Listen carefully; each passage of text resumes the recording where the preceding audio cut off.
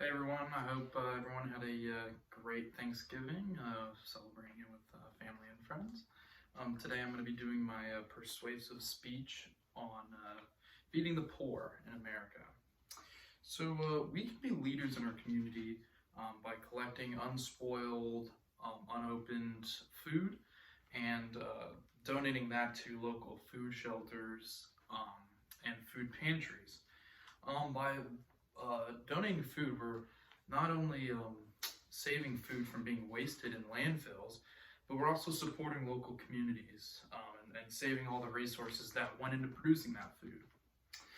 So the problem that we're faced with is that an estimated 38.1 million people live in poverty in the United States, and that would put the poverty rate at about 11.8%. Poverty does not strike all demographics equally. For example, 10.8 or 10.6% of men and 12.9% of women live in poverty in the United States. The poverty rate for people living with disability was 25.7%, and that's nearly 4 million people living with a disability in poverty. Approximately 14.3 million households had difficulty providing enough food for all their members due to lack of resources, and that can be money, time, environment, and the food insecurity rates were substantially higher than the national average for households near or above the federal poverty line.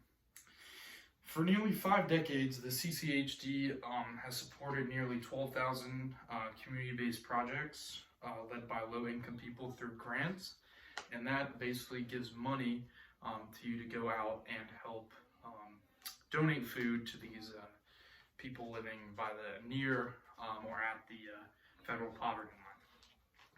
So the cause of this poverty is really a few reasons. So lack of good jobs and job growth is one of the first reasons that people think about. When you don't have a good job, you obviously can't make enough money, and with that comes you can't buy the resources that you need. Even in the nations like the United States, where many people have jobs, those jobs aren't really paying enough. And the second root cause of poverty is lack of education. Poverty is a cycle, and without an education, people aren't able to understand their conditions and how to get out of their conditions. According to UNESCO, over 170 million people could be free of extreme poverty if they had basic reading skills. So, whether it's gender discrimination, racism, or other forms of social injustice, poverty follows. People who are victims of social injustice struggle with getting a good education, the right job, and access to resources that can lift them out of poverty. To combat many of the issues that I just described, the government needs to be involved. However, you find that governments are either unable or unwilling to help.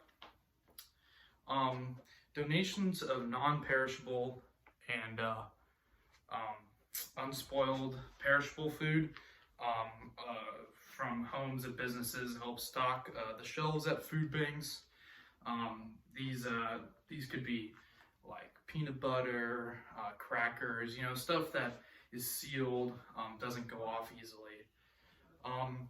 As well as donations from farmers and whatnot that have excess crop that is going to be either wasted or they're not going to manufacture. That really helps because you have this sort of mass amount of food that can be either thrown away, taking up space in landfills, creating problems in landfills, or you can donate it and potentially save lives and help people in poverty. Large manufacturers, supermarket chains, and wholesalers, they can typically organize food drives where people in the community can get together and donate the unperishable and perishable food. So, to conclude, donating food saves you disposal costs, but also entitles you to serious tax deductions because they want to incentivize you to donate food. Um, by donating food surplus rather than sending it to the landfill, you eliminate methane emissions and produced by rotting food. And together, we can help more families achieve food security so that they have a chance to fulfill their potential and build a bright future for themselves and their communities. With that being said, I hope that everyone has a wonderful Friday and enjoy your weekend.